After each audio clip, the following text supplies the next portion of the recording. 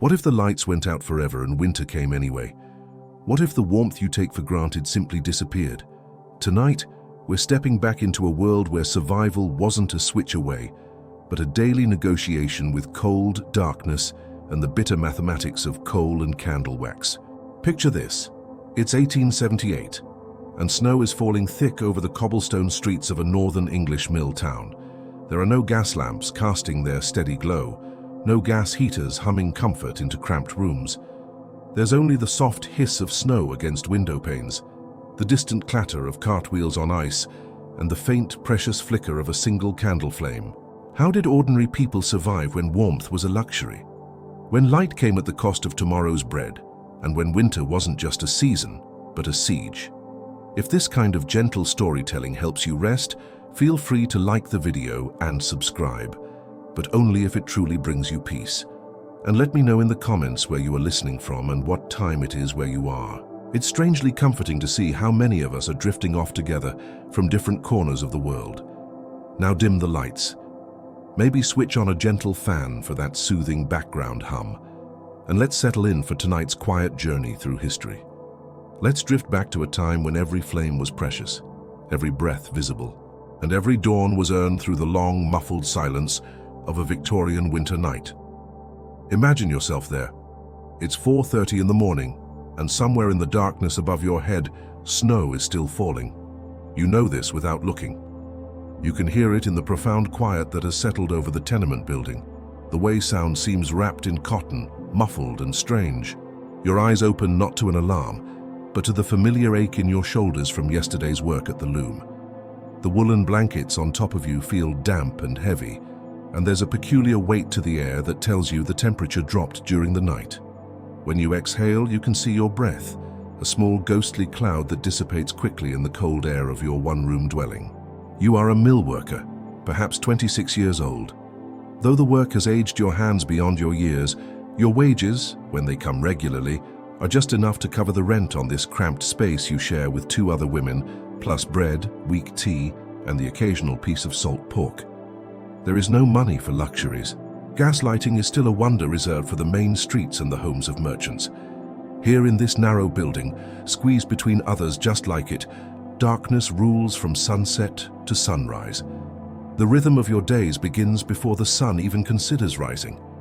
You reach out from under your covers, feeling along the rough wooden surface of the crate that serves as your bedside table. Your fingers find the stub of a tallow candle, precious because it must last 3 more days, in the small tin box containing your matches. Each match is counted. Each flame is earned. The scratch and flare of the match seems impossibly loud in the hushed world the snow has created.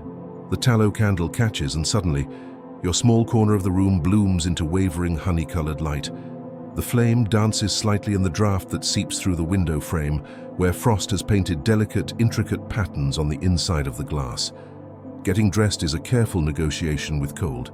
Your work dress hangs on a wooden peg driven into the wall, and when you lift it, the fabric is stiff with cold.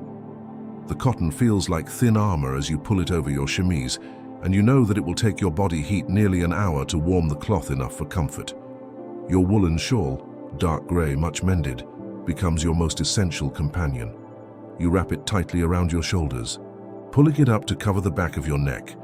Your boots are by the door, and when you slide your feet into them, the leather feels rigid and unforgiving. There are thin places in the soles where the cobblestones have worn through, and you've stuffed them with layers of brown paper and cloth.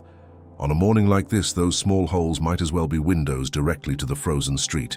The other women in your room are stirring now.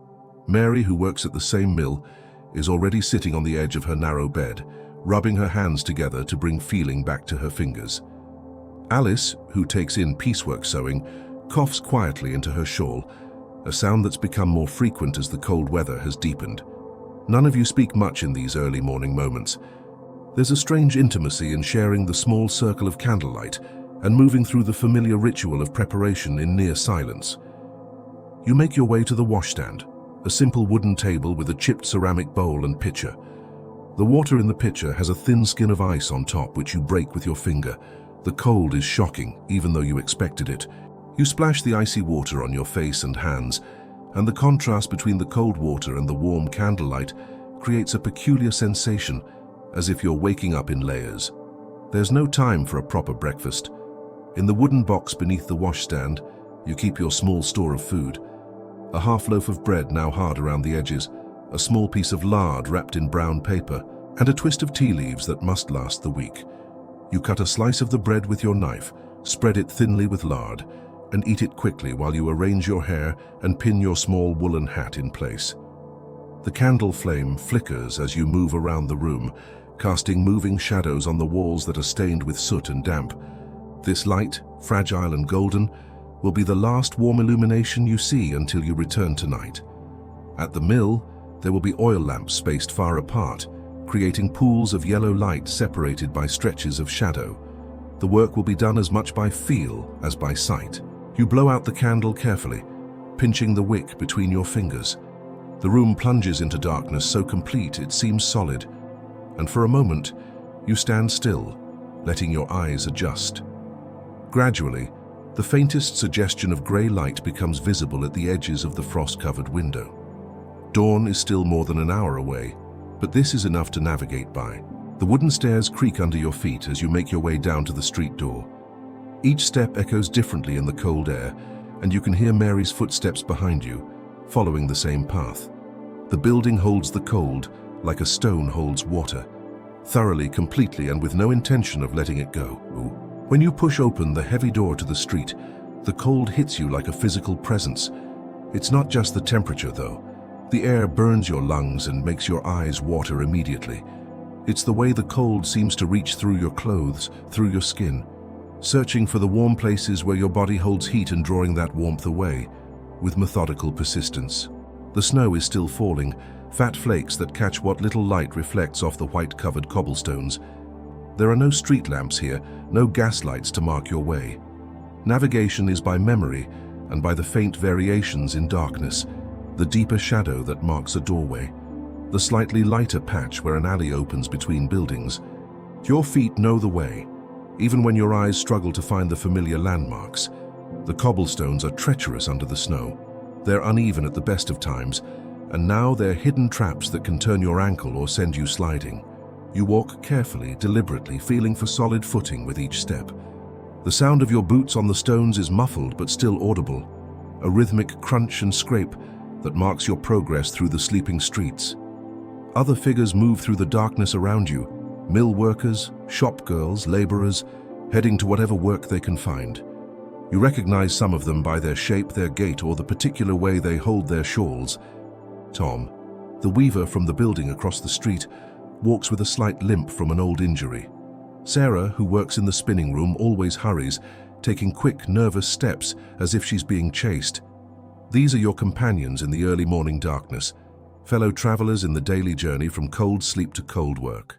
The mill is a 20-minute walk from your tenement, and by the time you arrive, your feet are numb and your hands ache with cold, despite being tucked deep in the folds of your shawl. The building looms above you, darker than the dark sky, with just a few windows glowing dimly with oil light. It's not warm inside. Coal is expensive, and the mill owner portions it out as grudgingly as he portions out wages, but it's shelter from the wind and snow. Inside, the smell hits you immediately. Machine oil, raw cotton fibers, the lingering smokiness of the oil lamps, and underneath it all, the scent of too many people working too closely together in too small a space.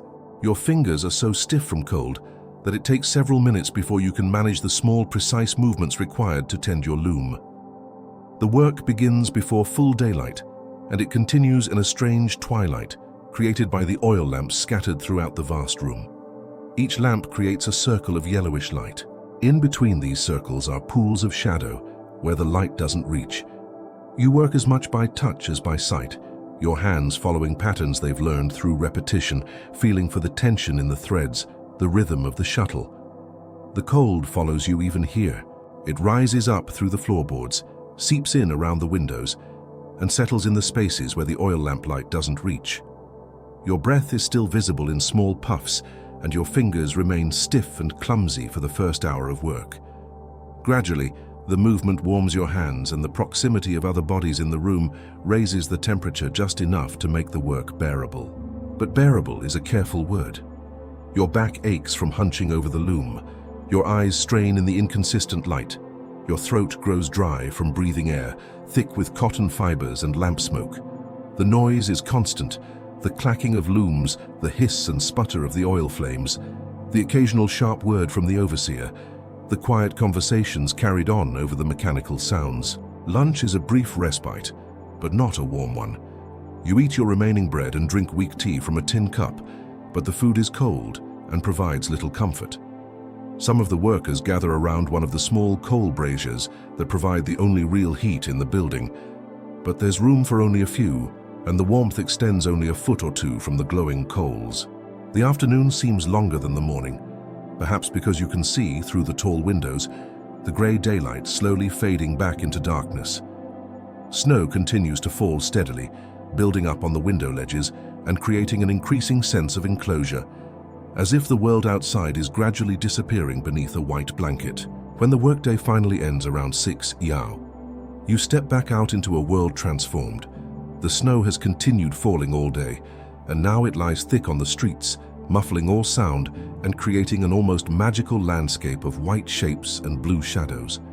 But the beauty is cold comfort when you're facing the walk home in darkness with wet feet and empty pockets. The journey back to your tenement is harder than the morning walk. You're tired, and the snow is deeper now, harder to navigate. The cold seems to bite more sharply, finding its way through the gaps in your clothing that seemed adequate this morning, but now feel desperately inadequate. Your shawl has grown damp from the snow that's melted and refrozen on the wool, and the dampness conducts the cold more efficiently than dry cloth would. By the time you reach your building, you can barely feel your feet, and your hands are so stiff that you have difficulty working the latch on the door. The narrow stairway feels like a mountain, and each step upward is an effort of will as much as muscle. Mary and Alice are already there, moving around in the light of a single candle, like weary dancers in a dim performance. The room feels no warmer than when you left it 12 hours ago, but it's shelter from the wind, and that's something. You light your own candle stub, now noticeably shorter than it was this morning, and begin the process of preparing for another cold night. Your work dress, damp with melted snow, must be hung up to dry as much as possible before morning. Your boots, wet through despite your paper stuffing, are placed near the window, where the slight warmth from your collective body heat might help dry them. Supper is simple and cold. More bread, this time with a small scraping of butter that you've managed to save from yesterday. The bread is hard enough that you have to break it with both hands, and the sound echoes strangely in the quiet room. You make tea with the last of your weekly allotment of leaves, using water that you've heated in a small pot over a candle flame, a process that takes nearly half an hour and leaves you with a cup of liquid that's barely warmer than room temperature. The three of you sit close together on Alice's bed, the largest of the three narrow beds in the room, sharing the faint warmth that comes from being near other human bodies. Conversation is quiet, practical. Whose turn it is to buy candles, whether the baker on Mill Street still has bread that's not too stale, how long the cold weather might continue. Alice coughs again, the same dry, persistent cough that's been worsening for weeks. In the candlelight, her face looks pale and drawn, and you notice that her hand shakes slightly as she holds her teacup. Mary mentions that there are rumors of layoffs at the mill, that orders have been slow because the snow has made transportation difficult. These are the concerns that fill the spaces between exhaustion and sleep, health, work, warmth, and the delicate arithmetic of survival. As the evening wears on, the candle burns lower. You know that soon you will need to extinguish it to save what's left for tomorrow morning. The prospect of lying down in the cold bed under the damp woolen blankets is not particularly inviting, but it's better than the alternative of working through the night to stay warm. You blow out the candle, and once again, the room falls into complete darkness. Outside, you can hear the soft whisper of snow continuing to fall, the occasional creak of tree branches, heavy with accumulation, and the distant sound of someone walking carefully across the cobblestones. These sounds create a cocoon around your small room, making it seem both isolated and connected to the larger world of people making their way through the winter night. Under the covers, you pull your shawl up around your shoulders and tuck your hands inside the sleeves of your nightgown to keep them warm. Your feet, even wrapped in woolen stockings, feel like blocks of ice. and you know from experience that it will be at least an hour before your body heat warms the bed enough for comfortable sleep. But sleep will come eventually. It has to. In a few hours, you'll wake again to the familiar ache in your shoulders, the frost on the windows, and to the careful ritual of lighting a candle and beginning another day. The rhythm of your days continues, measured not by clocks, but by the cycle of cold and slightly less cold, by the precious rationing of light and warmth, by the endless negotiation between survival and comfort. This is what it meant to live through winter without gas, without the easy warmth that we now take for granted. Every degree of heat was earned, every flame was precious, and every night was a small victory over the cold that waited just outside the walls. As the snow continues to fall outside our millworkers' tenement, let us drift our attention across the frost-covered city to another figure moving through these same dark streets.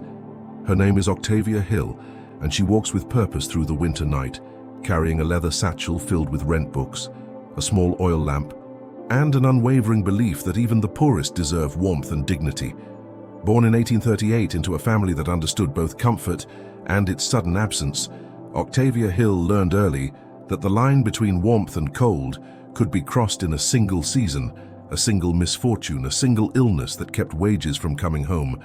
Her childhood in Wisbech had been comfortable enough until it wasn't. When her father's business failed, young Octavia discovered what it meant to count candles, to ration coal, to wake in rooms where breath formed clouds and water froze in wash basins. But where others might have retreated from such memories, Octavia Hill walked toward them. By her 30s, she had become something both practical and revolutionary. A housing manager who believed that decent shelter wasn't tea charity, but justice, that warmth wasn't luxury but necessity, and that the people living in London's darkest corners deserved not just pity, but respect. Tonight, imagine yourself walking beside her through the narrow alleys of Marylebone, where the snow has turned to grey slush in the gutters and the gaslights, where they exist at all, cast wavering circles of yellow light that barely penetrate the winter gloom.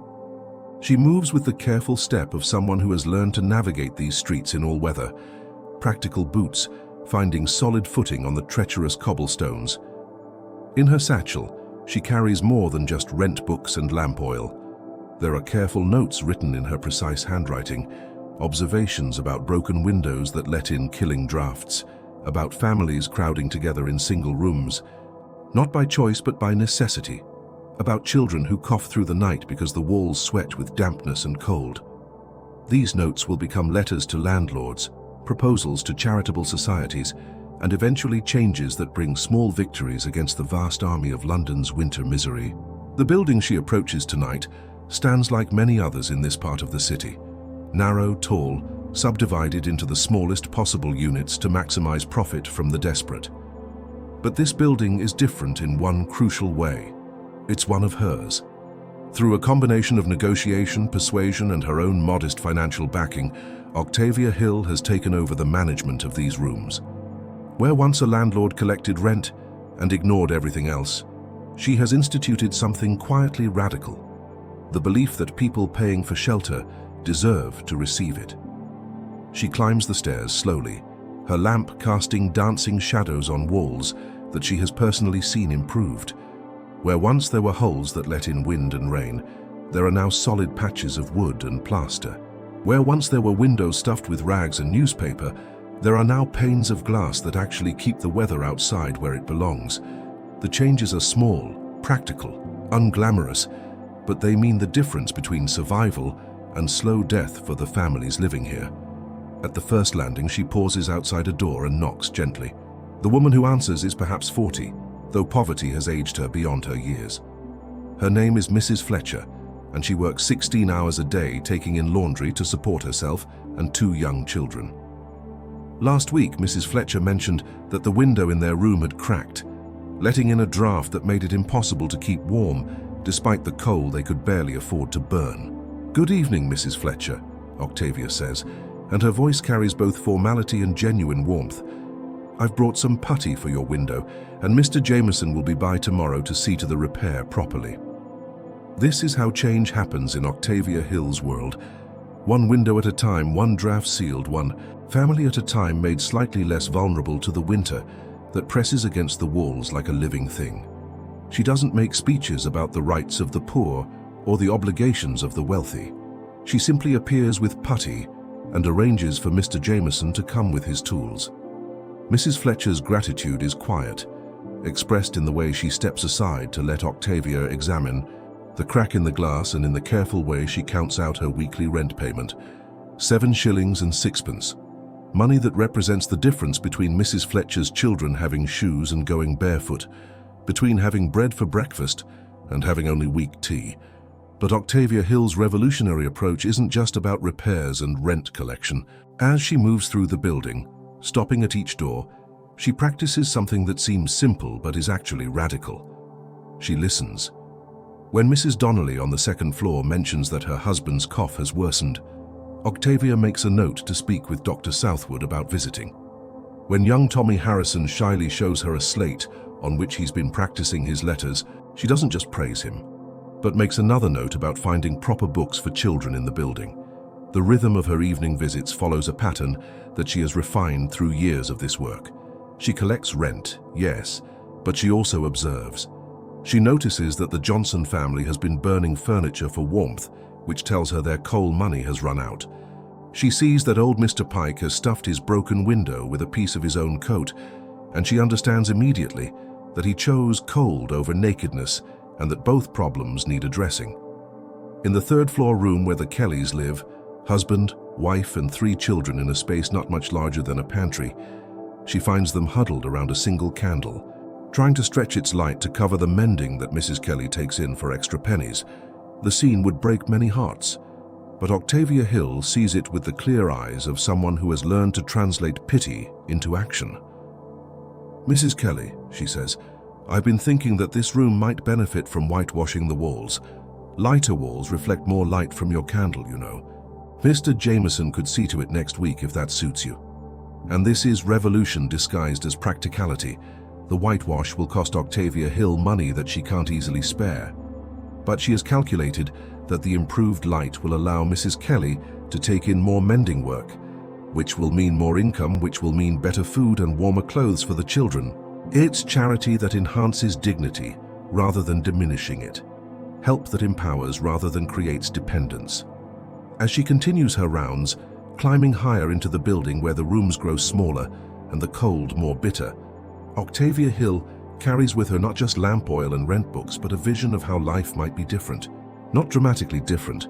She's too practical for grand gestures, but meaningfully different. Windows that close properly, walls that don't weep with damp, stairs that don't threaten to collapse under normal use.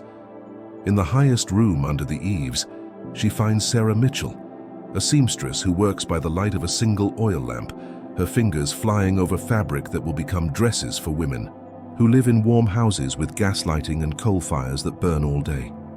Sarah's own dress is carefully mended, and her room is scrupulously clean despite being barely large enough for a bed, a work table, and a washstand. "How is the lamp oil lasting, Miss Mitchell?" Octavia asks, and the question contains layers of meaning. Oil is expensive, and if it's not lasting, it might mean Sarah is working longer hours, which might mean her regular customers aren't paying promptly, which might mean Octavia needs to have quiet words with certain shopkeepers about the importance of reliable payment. "Well enough, Miss Hill," Sarah replies, but Octavia notices the careful way she trims the wick, the practiced economy of someone who has learned to measure light by the minute.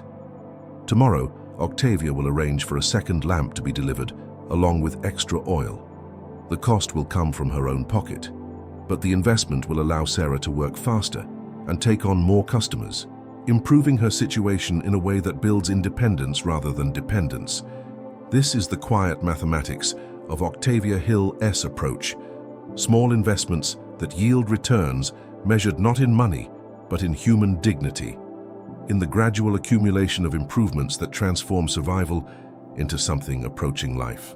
As she descends the stairs, her lamp casting long shadows that dance and flicker with each step, she reviews the mental notes she's accumulated during tonight's visit. 3 window repairs needed, 1 family requiring medical attention, One potential case of domestic trouble that needs delicate investigation. Two children who would benefit from better access to books. One elderly man who needs warmer clothing, but is too proud to accept what looks like charity. Each observation will become action. The window repairs will be scheduled with Mr. Jameson, whom she pays from a fund she maintains through careful personal economy and occasional donations from friends who trust her judgment. The medical attention will be arranged through Dr. Southwood, who's agreed to visit her buildings at reduced rates in exchange for the promise of regular payment, and patients who disappear before treatment is complete. The children will receive books that she purchases second-hand and repairs herself. The elderly man will be offered work, perhaps keeping watch on the building at night or maintaining the shared spaces. How that comes with payment sufficient to buy a proper coat. Outside in the snowy street, Octavia Hill pauses to look back at the building she's just visited. Light glows dimly from several windows, oil lamps and candle flames that represent not just illumination, but the persistence of life under difficult circumstances. In 6 months, those lights will burn a little brighter because the windows will fit properly and the walls will reflect more light. In a year, there might be families who have moved to better situations, their improvement built on the foundation of decent shelter and respectful treatment. But tonight her work is far from finished. She has 2 more buildings to visit, each with its own collection of tenants managing their own negotiations with cold darkness and the endless challenge of making insufficient resources stretch to cover basic needs. The snow continues to fall as she makes her way through the narrow streets, her lamp creating a small circle of light that moves with her through the winter darkness. She passes other figures bundling through the cold, workers heading home from late shifts, women carrying bundles of washing or sewing, men seeking whatever work might still be available at this hour. These are her neighbors in the broader sense, fellow travelers in the London winter, and each one represents both a story of hardship and a possibility for improvement. At her next building, the pattern repeats, but with variations. Here, Mrs. O'Brien needs help understanding why her youngest child coughs and can seem to stay warm no matter how many blankets she piles on his small bed. Octavia Hill examines the child's sleeping area and immediately identifies the problem. His mattress sits directly on the floor with no barrier between the stuffing and the cold boards beneath. Within a week, she will arrange for a simple wooden frame that raises the mattress 6 inches off the floor, a modification that will dramatically improve the child's warmth for the cost of a few pieces of scrap lumber. In another room, she finds Mr. Garrett, a clerk whose position was eliminated when his employer's business failed. He's been too proud to admit that he can no longer afford his rent, and instead has been trying to live on increasingly meager meals while maintaining the appearance of respectability. Octavia Hill recognizes the signs, the carefully preserved dignity, the subtle indicators of hunger, the way he avoids direct conversation about his circumstances. Her approach is characteristically practical. Rather than offering charity, she mentions that she's been looking for someone to help maintain rent records for her buildings, work that could be done in the evenings and would pay enough to bridge the gap until he finds new permanent employment.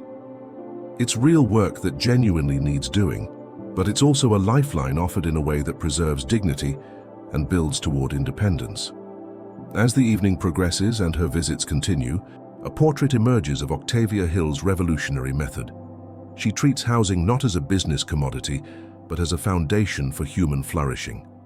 She believes that people living in decent conditions are more likely to maintain steady employment, that children who sleep warmly are more likely to stay healthy and attend school, that families who aren't constantly fighting for survival have energy to invest in improvement. But perhaps most importantly, she practices the radical notion that poor people are people first, poor second, deserving of respect, capable of growth, worthy of investment, not because they might become something better. The snow has begun to lighten by the time she finishes her rounds, though the cold remains sharp and penetrating. Her lamp oil is running low, and her feet are thoroughly cold, despite her practical boots. But her satchel is full of rent money that will be carefully recorded and invested back into building improvements. And her mind is full of small plans that will accumulate into meaningful changes in the lives of the families she has visited. Walking home through the quieting streets, Octavia Hill represents something that is easy to overlook in the grand narratives of social reform: the power of consistent, personal, practical action. She doesn't give speeches or organize rallies. She fixes windows, arranges medical care, provides work opportunities, and treats people with dignity. Her revolution happens one building at a time, one family at a time, one small improvement at a time. In her own modest rooms, she'll spend the next hour updating her careful records, noting repairs needed, payments received, and observations about the families in her care. The work is detailed, unglamorous, and absolutely essential. Tomorrow she'll write letters to suppliers, meet with tradesmen, and visit landlords, all in service of the belief that decent housing is not charity but justice. The snow continues to fall outside her window as she works by lamplight, adding her own small flame to the constellation of lights scattered across the great city. Each light represents someone making their way through the winter night, someone negotiating their own relationship with cold and warmth, darkness and illumination, survival and hope. In her quiet way, Octavia Hill has dedicated her life to ensuring that those negotiations are a little less desperate, that survival becomes a little more possible, and that hope has something solid to build on. As we drift away from Octavia Hill's purposeful footsteps through the snowy streets, let us pause in a different kind of space entirely. Picture yourself in the dim back room of a Victorian apothecary, where shelves stretch from floor to ceiling, lined with bottles, boxes, and curious objects whose purposes have largely been forgotten by the modern world. Here, in the wavering light of an oil lamp, we can examine the ingenious, mysterious, sometimes desperate tools that people once used to survive winters that could kill. The apothecary's name was Mr. Cornelius Blackwood, and his shop on Drury Lane served customers who couldn't afford physicians but needed.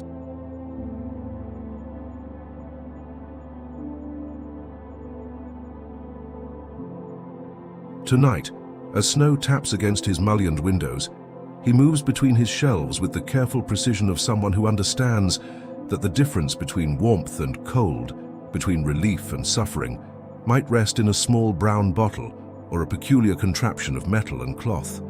The building itself seems to conspire with winter's mysteries.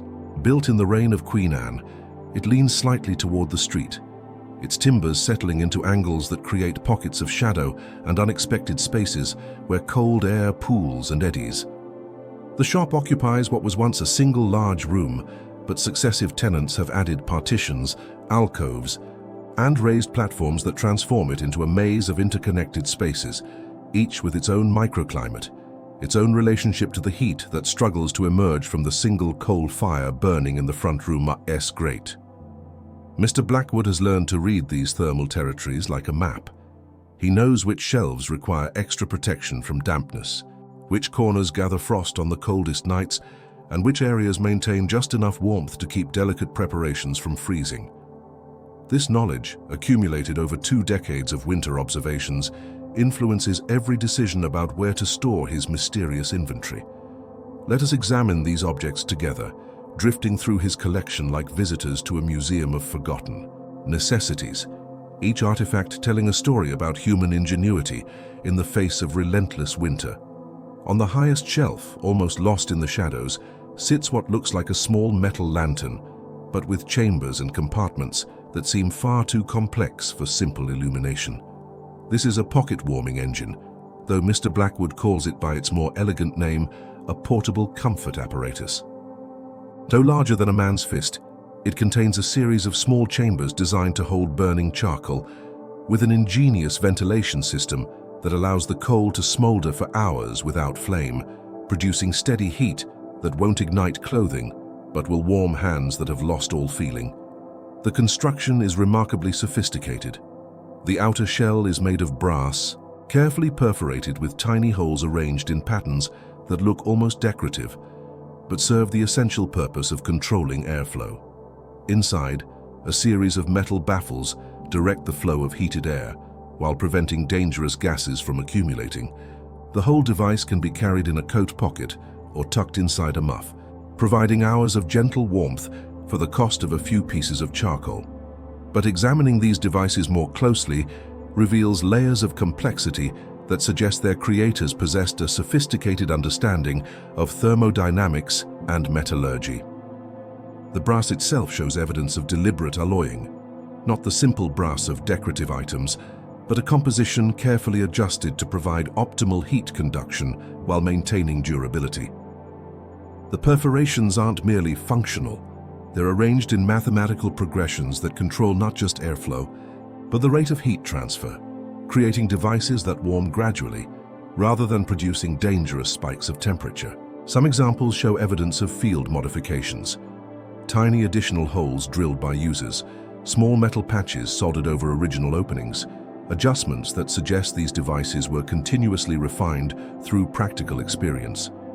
One particularly worn example bears scratched markings that might be a user-S notation system for optimal charcoal placement, or perhaps a record of how long different fuel arrangements could be expected to burn. But here's what makes this object mysterious. No one is quite certain who invented it or where the design originated. Similar devices appear in the records of London shops, Birmingham foundries, and even small workshops in Manchester, but each one is slightly different, as if the basic ideas spread through some underground network of cold people sharing innovations. Some versions include small compartments for aromatic herbs, turning the warming device into a portable source of soothing scent. Others have been modified to hold small amounts of liquid, brandy or medicinal cordials, that could be kept warm and sipped throughout a long, cold day. The herb compartments reveal another layer of mystery. Analysis of residues found in these chambers suggests combinations that go beyond simple aromatics. There are traces of substances that might have mild stimulant properties, others that could provide subtle pain relief, and some that remain completely unidentified. The liquid chambers show similar complexity, with evidence of preparations that were clearly more sophisticated than simple alcohol. Tinctures, cordials, and solutions that suggest knowledge of chemistry that extends far beyond what most people possessed. Mr. Blackwood sells perhaps a dozen of these devices each winter, mostly to seamstresses, street vendors, and others whose work requires them to remain stationary in unheated spaces.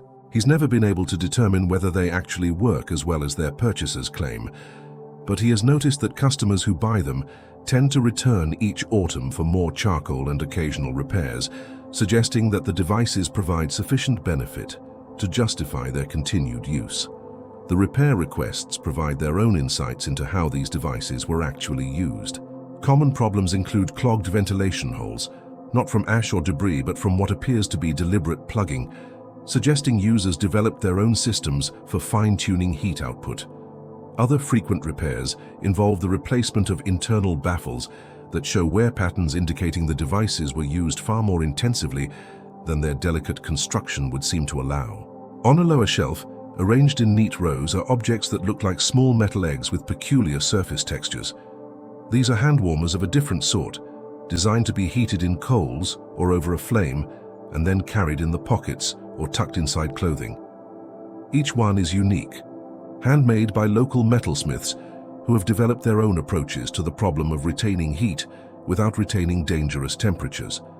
Some are smooth and simple, relying on mass and metal composition to hold warmth.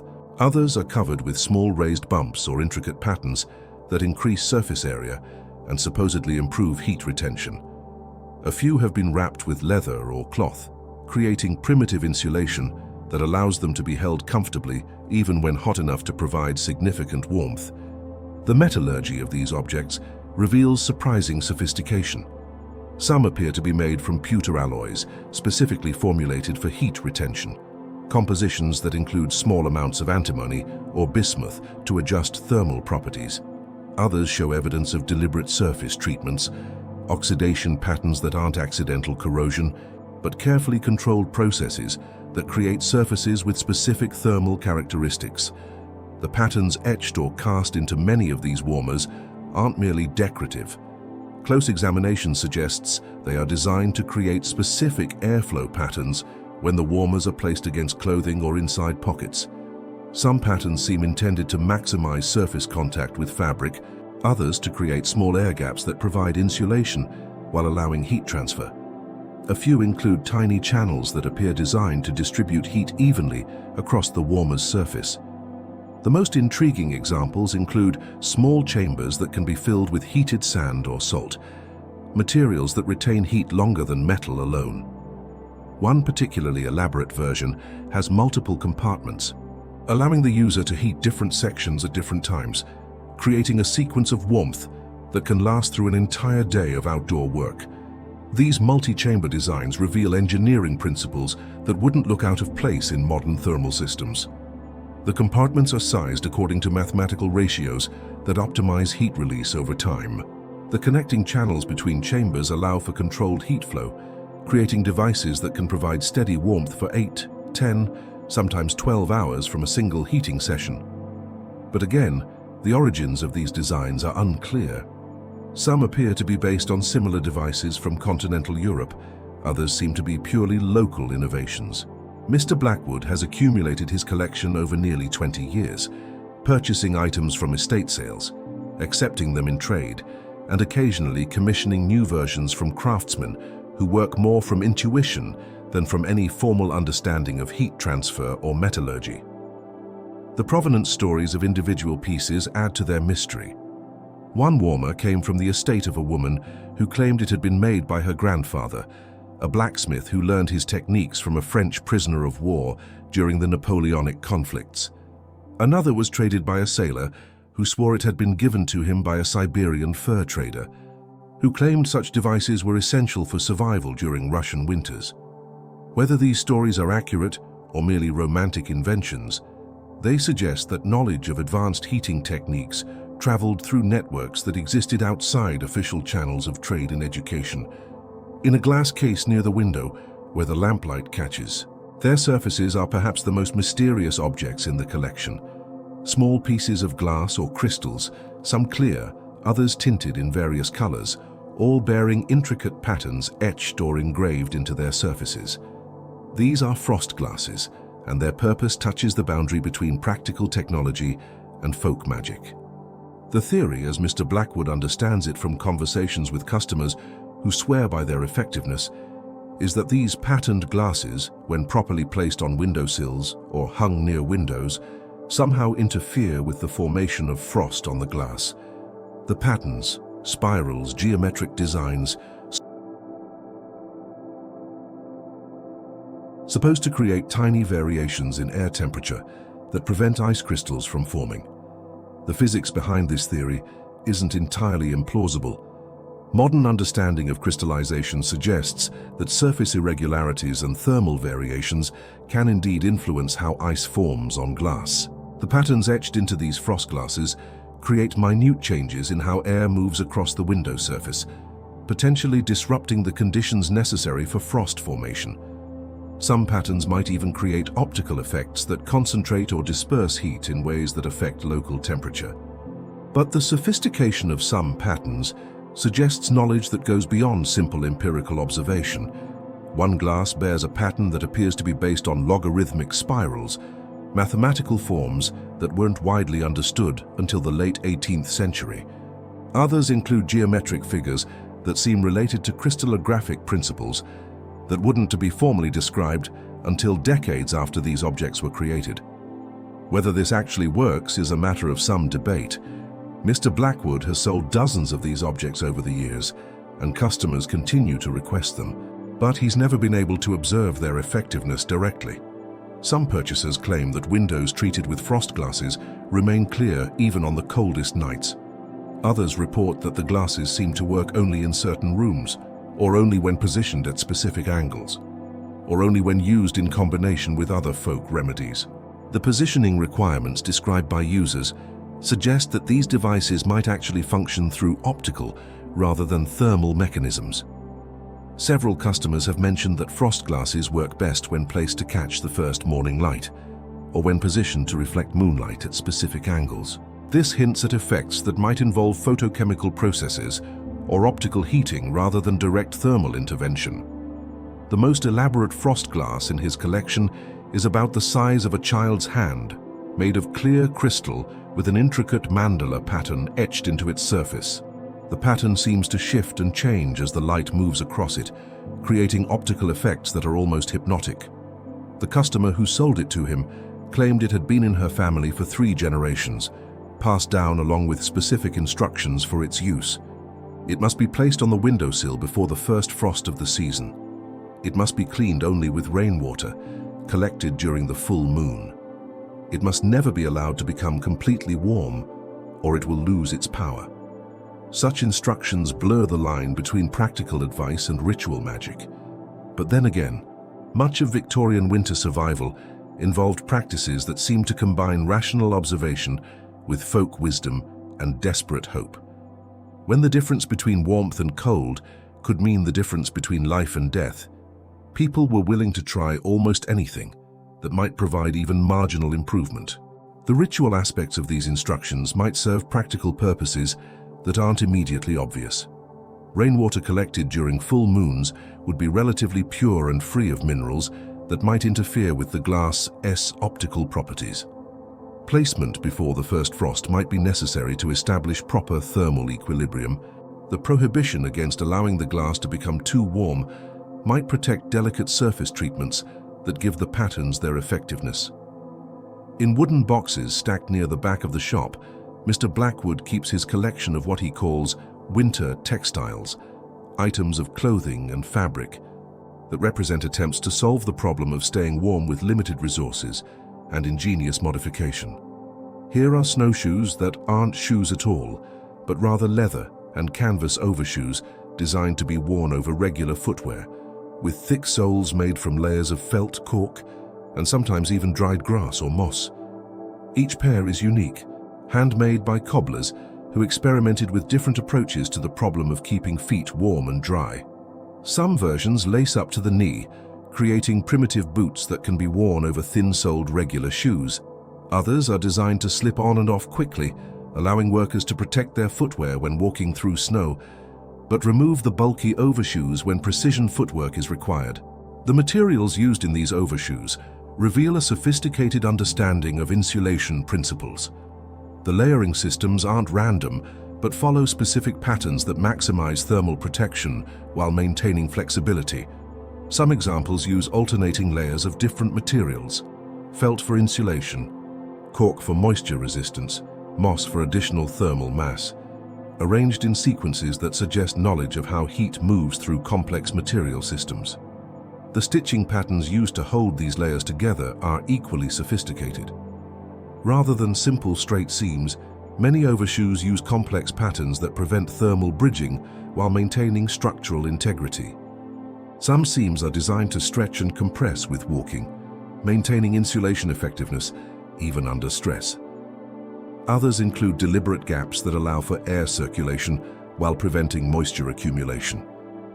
The most ingenious examples include small pockets or compartments where heated stones or metal warmers can be inserted, turning the overshoes into mobile heating systems. One pair includes thin metal plates in the soles, supposedly to reflect body heat back upward, rather than allowing it to dissipate into the ground. Another has been lined with rabbit fur and equipped with drawstrings that allow the wearer to adjust the tightness, creating better insulation in extreme cold. These heating systems show remarkable engineering sophistication. The compartments for heated stones are positioned according to anatomical principles that wouldn't be formally understood until the development of modern podiatry. The metal plates are shaped and positioned to maximize heat reflection while maintaining balance and comfort. The fur linings are arranged to create optimal air pockets while preventing matting that would reduce insulation effectiveness. But perhaps the most mysterious items in Mr. Blackwood's textile collection are the warming cloaks, garments that appear to be normal heavy coats until you examine them closely and discover hidden pockets, secret compartments, and structural modifications that turn them into wearable survival systems. One such cloak, made of dark wool that has been treated with some kind of wax or oil to make it water resistant, contains no fewer than 12 separate pockets of various sizes.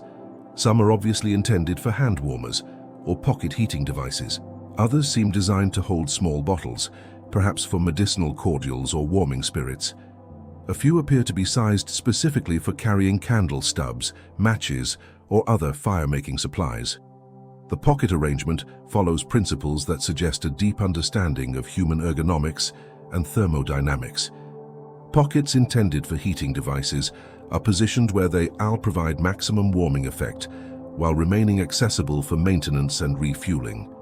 Storage compartments for supplies are placed where they interfere with movement while remaining protected from moisture and damage.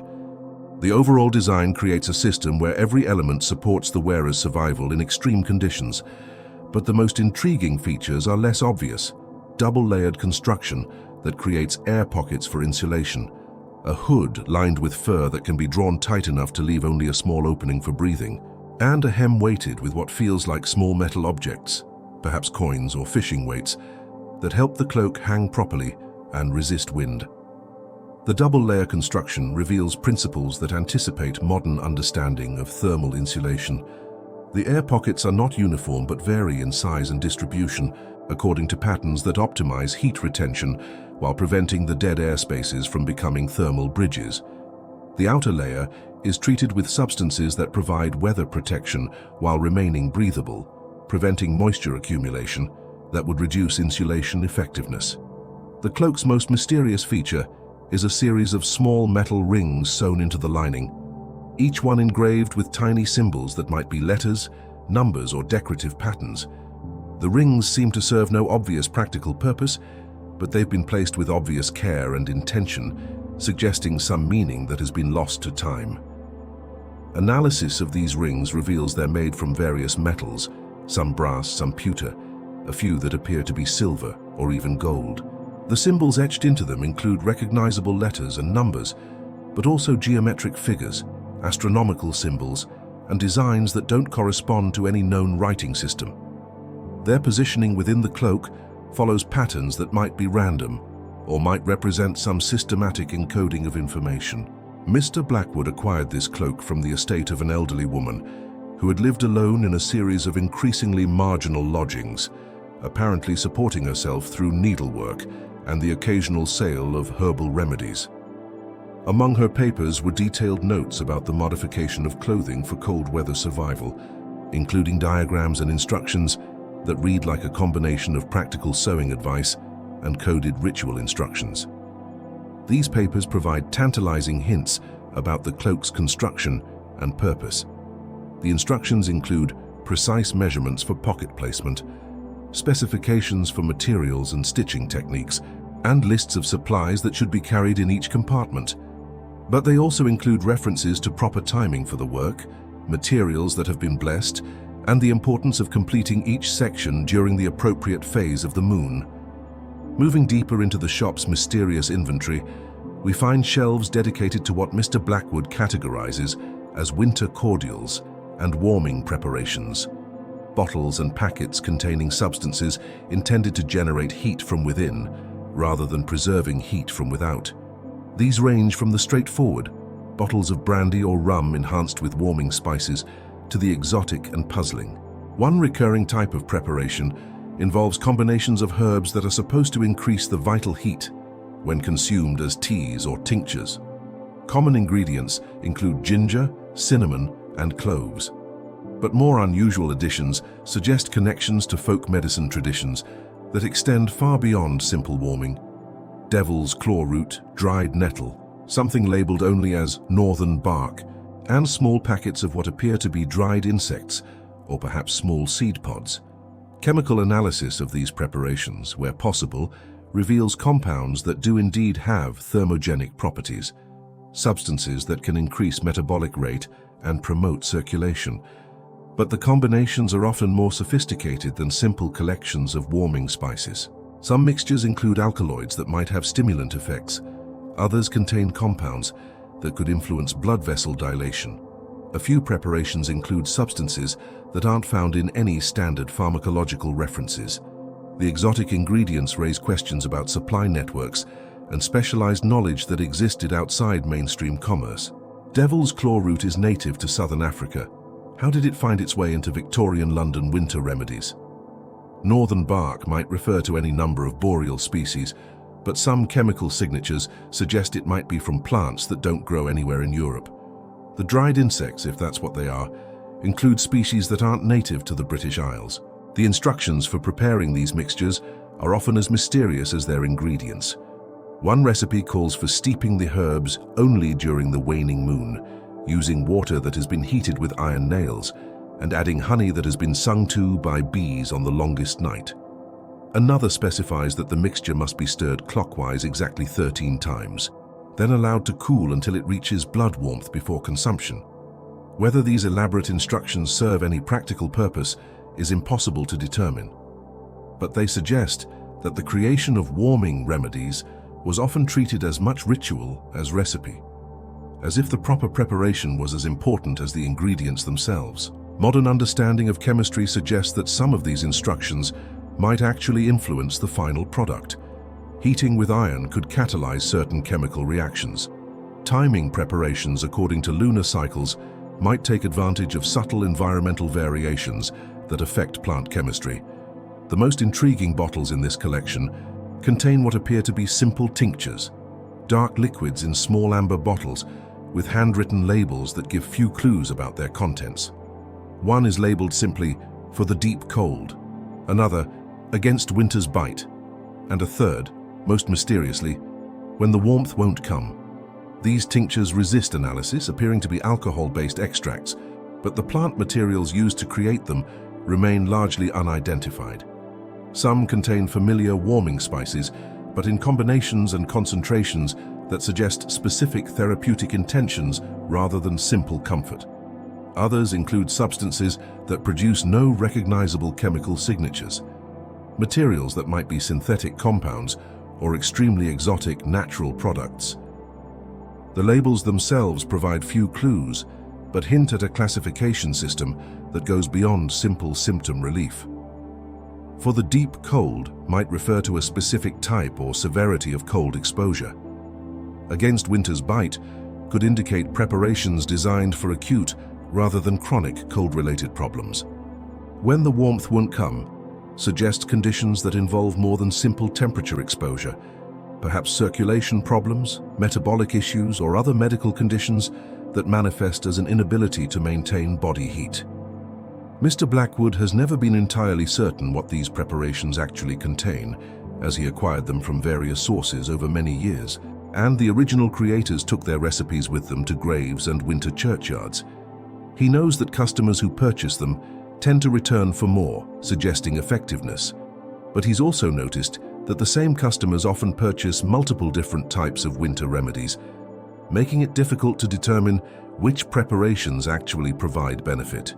The customer purchasing patterns reveal interesting insights about how these remedies were actually used. People who buy for the deep cold tend to be outdoor workers, chimney sweeps, street vendors, construction laborers. Against winter's bite is more popular with indoor workers who face intermittent cold exposure, servants, shopkeepers, factory workers. When the warmth won't come is purchased almost exclusively by elderly customers or people who show signs of chronic health problems. In the very back of the shop, in a section that sees few visitors, Mr. Blackwood keeps his collection of what he privately thinks of as the desperate measures, objects and preparations that represent the furthest extremes of Victorian winter survival ingenuity. These are items that suggest not just discomfort, but genuine life or death struggle with cold that could kill. Here are crude devices that appear to be homemade heating systems. Metal boxes with complex arrangements of internal chambers designed to burn almost anything that could produce heat. Wood scraps, paper, cloth, even dried food scraps, while containing the fire safely enough to be used indoors. The construction is often rough, clearly made by people who had more need than skill. But the engineering principles are sound, and the desperation behind their creation is palpable. These improvised heaters reveal ingenious solutions to problems that would challenge professional engineers. One device consists of a metal cylinder surrounded by an outer shell, with the space between filled with sand or small stones. The inner cylinder is designed to hold burning material, while the outer shell radiates heat slowly and safely. It's primitive but effective, and the wear patterns suggest it saw considerable use before being traded to Mr. Blackwood for other necessities. The materials used in these devices tell stories of extreme resourcefulness. Sheet metal appears to have been salvaged from discarded commercial equipment, food tins, roofing materials, even what might be pieces of damaged stoves or furnaces. The construction techniques include soldering, riveting, and mechanical joints that suggest some metalworking skill, but also crude repairs and modifications that indicate field improvisation under desperate circumstances. Another item appears to be a modified coal brazier, but with additional features that transform it into something approaching a heating and cooking system. Extra chambers allow for burning different types of fuel simultaneously. Removable tops provide cooking surfaces, and an ingenious ventilation system helps control both heat output and smoke production. This multi-fuel capability represents a sophisticated understanding of combustion principles. The chambers are sized and connected in ways that allow optimal burning of materials with different heat values and burning characteristics. Wood scraps burn in one chamber, while paper or cloth burns in another, with the airflow systems designed to provide each material with an appropriate oxygen supply. The cooking surfaces are positioned to take advantage of different heat zones, creating the equivalent of a range with multiple temperature settings. But perhaps the most sobering items in this collection are the personal artifacts that accompany these survival devices. Tattered notebooks containing detailed records of fuel consumption, temperature observations, and survival strategies. Carefully preserved scraps of paper with instructions for finding burnable materials in urban environments. Small cloth bags containing what appear to be emergency fire-starting supplies. These notebooks reveal the scientific precision with which some people approached winter survival. Temperature records are kept in careful columns, sometimes with multiple daily readings that track how heating effectiveness varied, with weather conditions, fuel types, and operational techniques. Fuel consumption data includes detailed analyses of heat output per unit of different materials, wood scraps versus paper versus cloth versus food waste, with calculations that would be impressive in formal engineering contexts. The instructions for finding burnable materials reveal an intimate knowledge of London's waste streams and hidden resources. Notes describe which businesses discard useful fuel materials at specific times, which construction sites leave scraps available for salvage, even which households put out waste that could serve as emergency fuel. This information represents intelligence networks among people who lived perpetually on the edge of survival, sharing knowledge that could mean the difference between freezing and staying alive. These objects tell stories of people who lived so close to the edge of survival that they needed to study cold and warmth with scientific precision, who developed expertise in the behavior of fire and heat that would rival that of professional engineers, who created systems and strategies that made the difference between life and death during London's harshest winters. The emergency fire-starting supplies show similar sophistication. Small metal containers hold collections of materials that could create fire under almost any conditions. Charred cloth, crystalline substances that might be saltpeter or other oxidizing agents, small pieces of flint and steel, even what appear to be primitive matches made from wood splinters and chemical coatings. These kits are designed for people who couldn't afford to be without fire, even for short periods. As we near the end of our drift through Mr. Blackwood's mysterious collection, we find ourselves in a corner where the lamplight barely reaches, examining objects that seem to exist at the intersection of practical necessity and something approaching magic. These are items whose functions aren't entirely clear, whose effectiveness can't be measured, but which represent the human need to do something, anything, when faced with forces that seem beyond control. Here are small fabric pouches containing mixtures of herbs, stones, and other materials that were supposedly carried for protection against killing cold. There are pieces of metal or wood carved with symbols and patterns that may have been intended as talismans against winter's worst effects. There are small vials containing liquids, powders, or other substances whose purposes have been lost to time, but which were clearly considered valuable enough to preserve and trade. Analysis of the fabric pouches reveals contents that blur the line between rational herbal medicine and folk magic. Common materials include aromatic herbs like rosemary and thyme, which have mild stimulant properties and might provide some benefit for circulation. But there are also less explicable inclusions: small stones with unusual magnetic properties, metals that show evidence of deliberate alloying, organic materials that resist identification. The carved talismans show similar complexity. Some symbols are recognizable from various mystical traditions: astronomical signs, alchemical symbols, geometric figures associated with protective magic. Others appear to be unique creations, possibly representing personal or family traditions that have been lost. The materials themselves are often exotic: woods that aren't native to Britain, metals with unusual compositions, stones that show evidence of careful selection for specific properties. These objects remind us that Victorian winter survival wasn't just a matter of technology and preparation. It was also about hope, belief, and the psychological tools that people use to maintain their courage in the face of circumstances that could overwhelm purely rational responses. When the cold was deep enough and the darkness long enough, the line between practical remedy and magical thinking became meaningless. The psychological aspects of winter survival were as important as the physical ones. In conditions where rational measures might not be sufficient, the belief that one possessed additional protection, whether through blessed objects, protective talismans, or ritual preparations, could provide the mental resilience necessary to survive extreme conditions. The placebo effect, while not understood in modern terms, was a real factor in survival outcomes. But even these apparently magical objects often contain elements that suggest practical knowledge. Some of the protective herbs have documented thermogenic properties. Certain stones and metals might function as primitive heat sinks, absorbing warmth during the day and releasing it slowly at night. Patterns carved into talismans might create surfaces that feel warm to the touch due to thermal properties rather than mystical influence.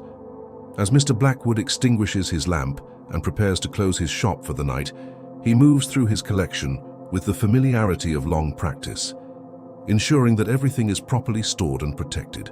Tomorrow, some of these mysterious objects will find new owners, people facing their own negotiations with winter's power, their own searches for small advantages in the struggle between human warmth and elemental cold. His nightly routine reveals the care required to maintain these artifacts. Some require specific storage conditions to prevent deterioration, controlled humidity for the textiles, consistent temperatures for the chemical preparations, protection from light for substances that might be photosensitive. The mechanical devices need periodic maintenance to prevent corrosion and keep moving parts functional. Even the supposedly magical objects receive attention: careful cleaning, proper positioning, protection from damage that might affect their psychological, if not physical, effectiveness. The shop itself participates in this preservation effort. The building's thermal behavior, learned through years of observation, helps determine optimal storage locations. The irregular heating creates microclimates that serve different preservation needs: dry areas for textiles, cooler zones for chemical preparations, stable zones for delicate mechanical devices. Mr. Blackwood has become a curator as much as a merchant, maintaining not just inventory, but a collection that preserves knowledge and techniques that might otherwise be lost. The snow continues to fall outside, covering London in the same white silence that has challenged human ingenuity for countless winters. In attics and basements and workshops and homes, people continue to create their own solutions to the eternal problem of staying warm enough to see another dawn.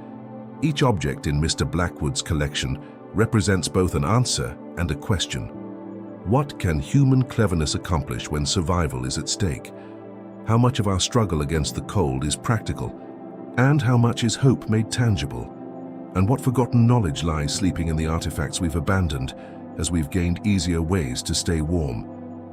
The answers drift through the winter night like snow, settling briefly on consciousness before melting into the larger mystery of how we make our way through the world's darker seasons. Each flake carries its own story of crystallization and fall, of the journey from vapor to ice to water, paralleling the human journey through seasons of plenty and want, warmth and cold, hope and desperation. In the silence of the closed shop, surrounded by the accumulated wisdom of desperate winters, these objects wait for tomorrow's customers, for the next chapter in the endless story of human adaptation to forces beyond our control.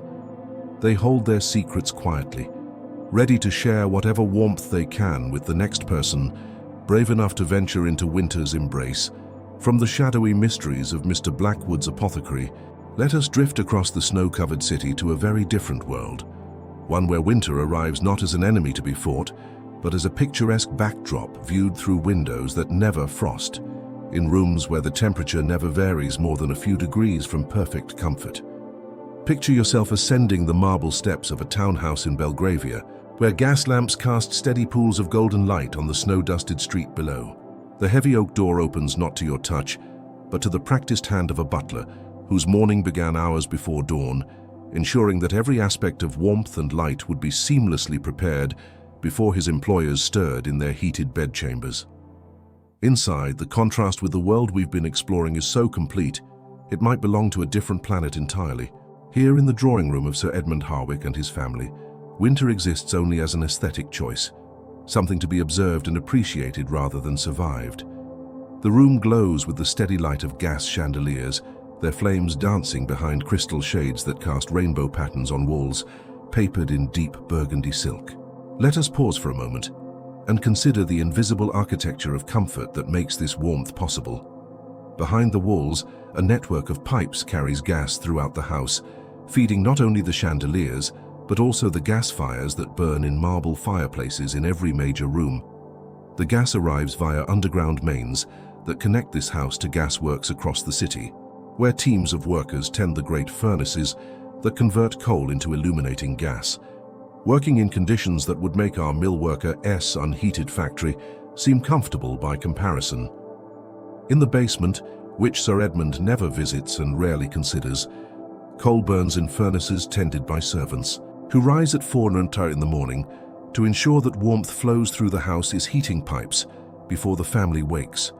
The coal arrives by cart from merchants who purchase it from mines, where men work in darkness and danger to extract the black stone that becomes eventually the gentle warmth that Sir Edmund's family takes as their natural due. But tonight, let us not dwell on the hidden costs of this comfort.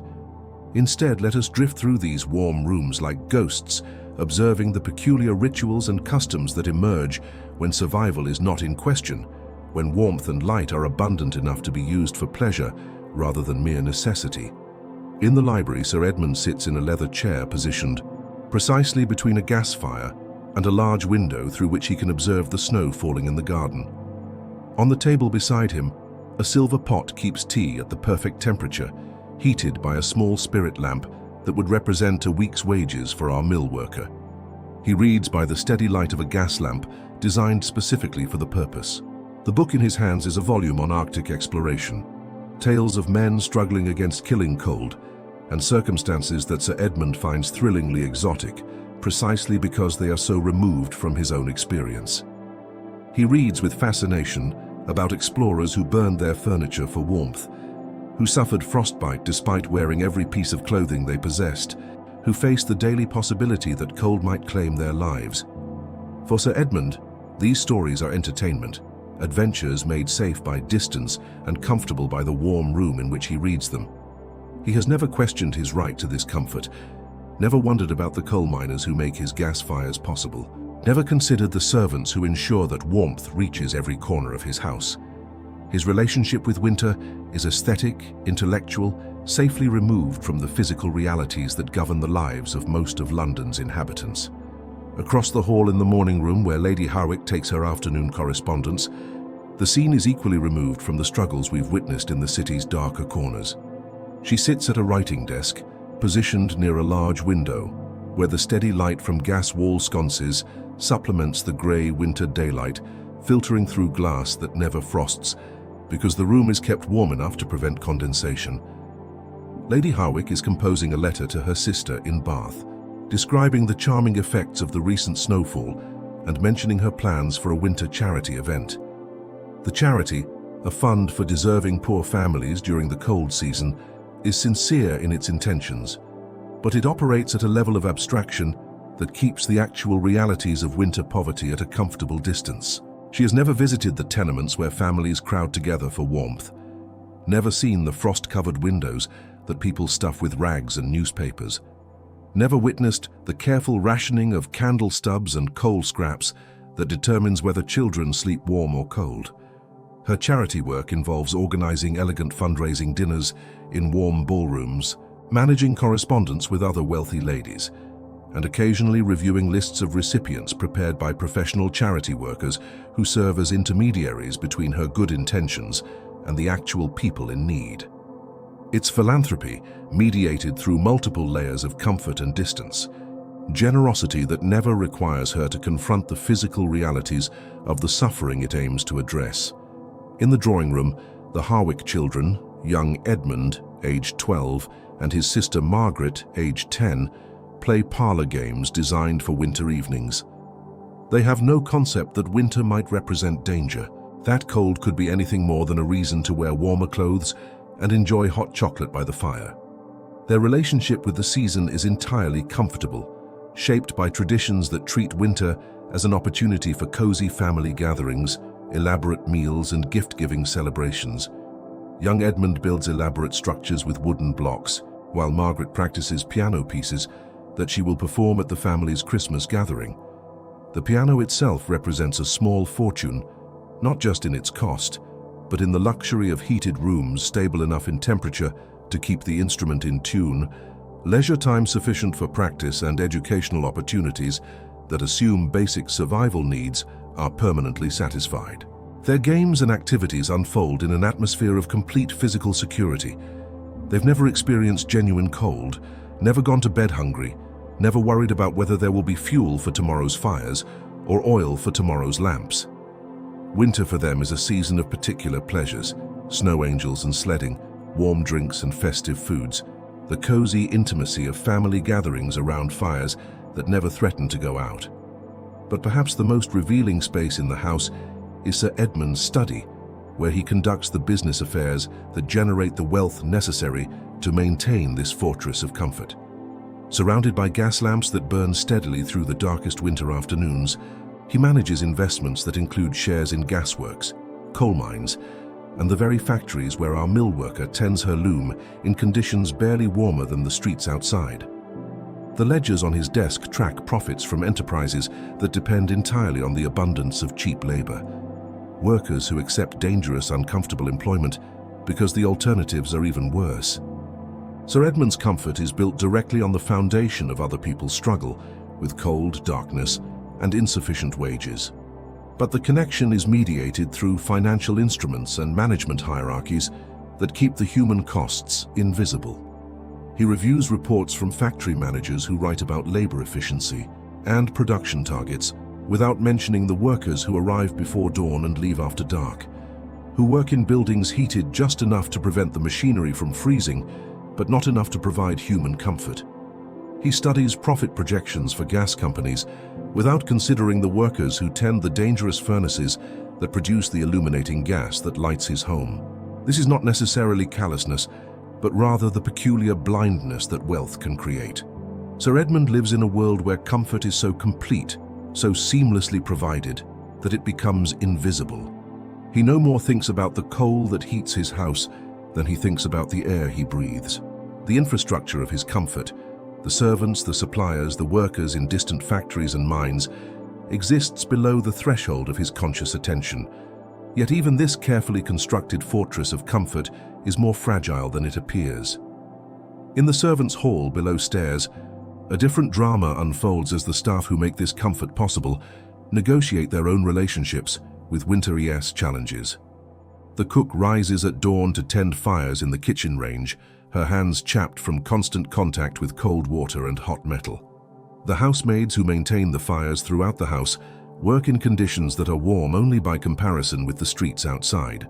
The butler who greets guests with such dignified warmth spends hours each day in the cold cellars and unheated corridors that connect the warm public rooms. The scullery maid who washes the dishes from Sir Edmund's comfortable meals works over steaming water in a kitchen that grows frigid the moment the fires die down. Their comfort is partial, conditional, dependent on their continued ability to provide the labor that maintains the family's seamless warmth. Even the gas that lights the house and feeds the fires depends on networks that could fail. The mains that carry gas through London streets require constant maintenance and repair. The gasworks that produce the fuel depend on coal shipments that can be disrupted by weather. The workers who tend the furnaces and maintain the equipment are subject to illness, injury, and the simple human failures that could interrupt the flow of comfort that Sir Edmund's family takes for granted. On particularly cold nights, when the demand for gas throughout the city approaches the limits of the supply system, even wealthy households sometimes experience flickering lights or reduced pressure in their gas fires. These small interruptions in comfort serve as brief reminders that even privilege is dependent on complex systems that extend far beyond the warm walls of individual houses. But such interruptions are rare, and when they occur, they are typically brief enough to be dismissed as minor inconveniences rather than glimpses into the fundamental fragility of comfort.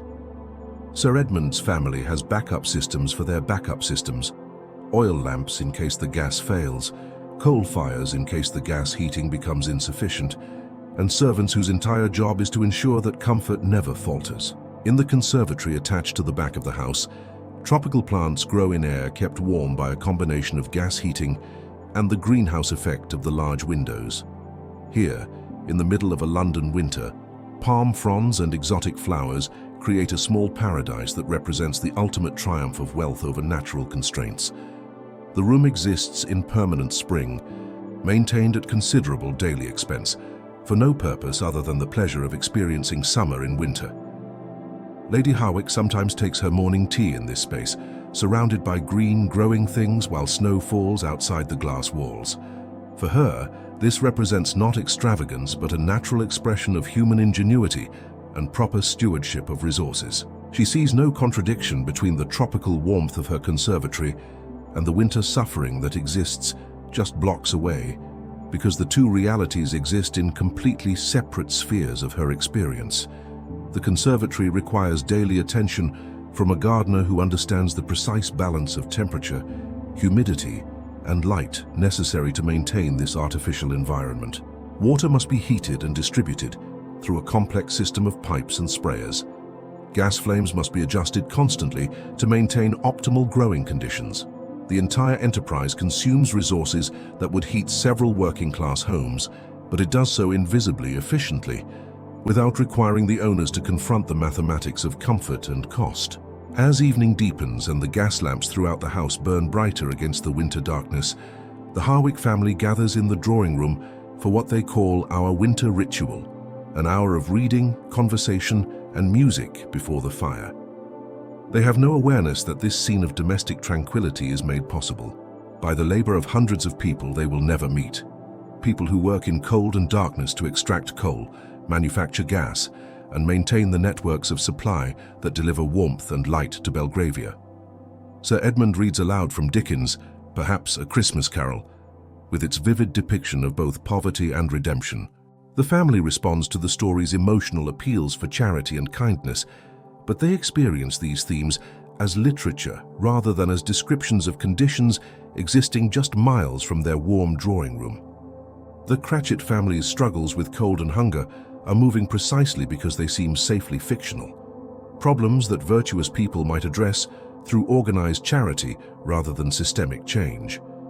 Young Margaret plays piano pieces that she has learned in a music room, kept warm enough for comfortable practice sessions throughout the winter. Her repertoire includes gentle melodies that complement the family's evening routine, but also more dramatic pieces that evoke winter storms and human struggle against natural forces. She can play these pieces with technical proficiency and emotional expression, but her understanding of winter struggle is entirely theoretical, derived from music and literature rather than lived experience. The evening concludes with hot drinks prepared by servants and served in fine china that never grows cold because the room itself maintains a perfect temperature. As the family prepares for bed, they know that servants will bank the fires to maintain warmth through the night, that their bedrooms will be comfortable, and that morning will bring the seamless restoration of light and heat that makes their comfort possible. But let us step outside for a moment into the snowy garden behind the house and consider this scene from a different perspective. Through the warm, gas-lit windows, the Harwick family appears as figures in a diorama, actors in a play performed for an audience of winter night. Their comfort is real, but it's also a performance, a demonstration of wealth's power to create islands of permanent spring in the midst of seasonal harshness. The contrast is not lost on the servants who maintain this comfort, or on the workers who pass the house on their way home from factories and mills. The warm light spilling from every window represents both aspiration and separation, both the possibility of human comfort and the reality of its unequal distribution. As we prepare to drift away from this scene of privilege and return to the broader world of Victorian winter, we might reflect on the strange mathematics of comfort and suffering that characterized this era. The same systems that provided gaslight and heating to wealthy homes depended on working conditions that kept the producers of that comfort in varying degrees of cold and darkness. The same economic arrangements that made possible the conservatories and heated drawing rooms also made necessary the cramped tenements and unheated workshops where most of London's inhabitants negotiated their own relationships with winter-esque challenges. The Harwick family sleeps warm tonight, as they do every night, secured not just by walls and fires, but by complex networks of labor and resource extraction that remain invisible to them. Their comfort is real, but it's also fragile, dependent on systems that could be interrupted by weather, economics, or social change. They live in a fortress of warmth that feels permanent but exists only through the daily labor of people whose own comfort is far from assured. Tomorrow, Sir Edmund will wake in a warm room, dress with the help of servants who rose hours earlier to prepare his comfort, and perhaps read in the newspaper about weather-related hardships affecting the working classes of London. He may feel genuine sympathy for their plight,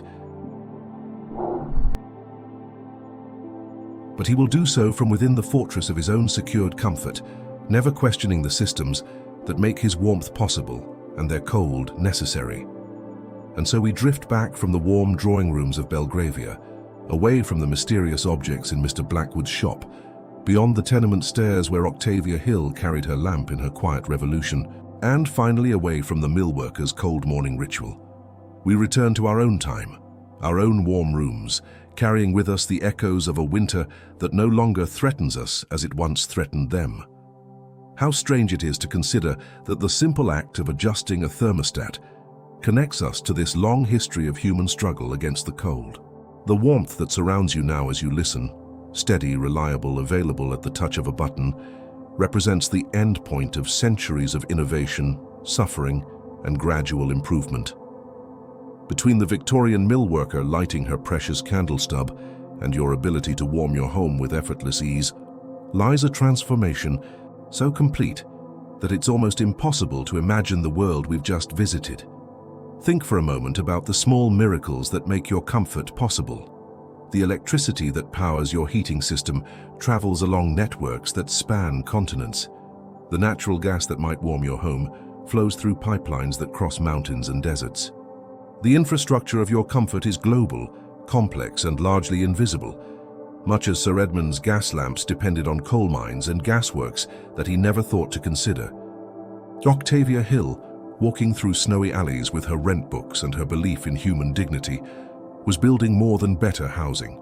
She was constructing a foundation for the idea that comfort should not be a luxury available only to the wealthy, that decent shelter and reliable warmth might someday be considered basic human rights rather than privileges to be earned or purchased. Even Sir Edmund in his gaslit drawing room, reading tales of Arctic exploration while tropical plants grew in his heated conservatory, was part of this transformation.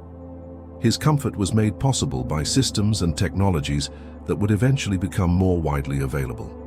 His lifestyle a preview of possibilities that would gradually extend to larger portions of the population. The snow continues to fall outside your window tonight, just as it fell on their Victorian streets. But you meet it from a position of such complete security that you can afford to find it beautiful rather than threatening.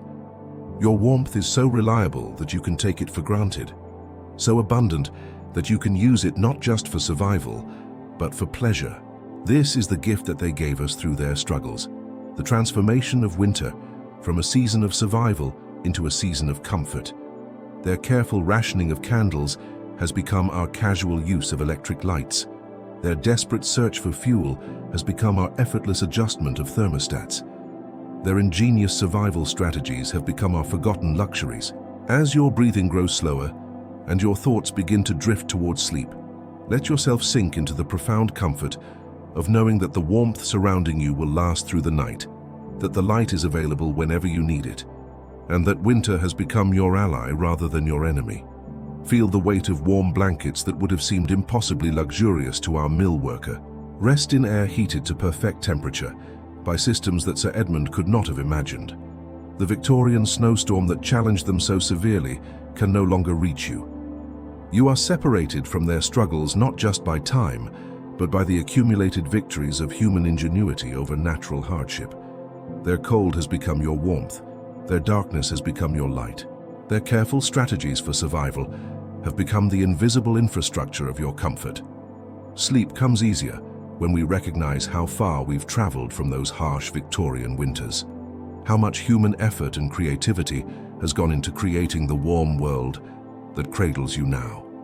Rest in the knowledge that you are the inheritor of centuries of small victories against the cold, the beneficiary of countless people who lit candles in dark rooms, who fixed broken windows, who invented better ways to stay warm, and who believed that someday winter might be conquered rather than merely endured. The snow falls outside, beautiful and harmless, while you drift into dreams warmed by the long journey from their cold world to your comfortable one. From candle stubs to electric lights, from coal scraps to central heating, from survival to luxury, this is the arc that carries you into peaceful sleep, surrounded by warmth that would have seemed miraculous to those who came before. Let the gentle sound of modern comfort, the whisper of warm air through vents, the quiet hum of systems maintaining perfect temperature, the soft silence of a world where winter's harshest challenges have been tamed, carry you into restful sleep. You are warm, you are safe, and you are connected across time to everyone who ever worked to make cold a little less cold, dark a little less dark, and survival a little more certain. The Victorian snowstorm has become history, and history has become your comfort. Rest well in the warmth they helped to create. Thank you for drifting through history with me tonight. If this slow journey helped you rest, you're always welcome to subscribe for more calming stories. I post 3 or 4 new tales each week. Another quiet story is waiting for you right here on the screen, or you can simply tap below to join our little community of nighttime historians. Sweet dreams, and I'll see you in the next one.